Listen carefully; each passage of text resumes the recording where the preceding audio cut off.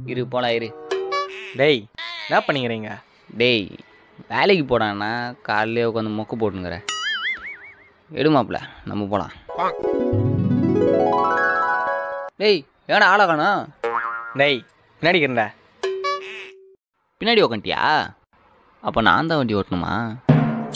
டேய் திரும்பி உட்கார.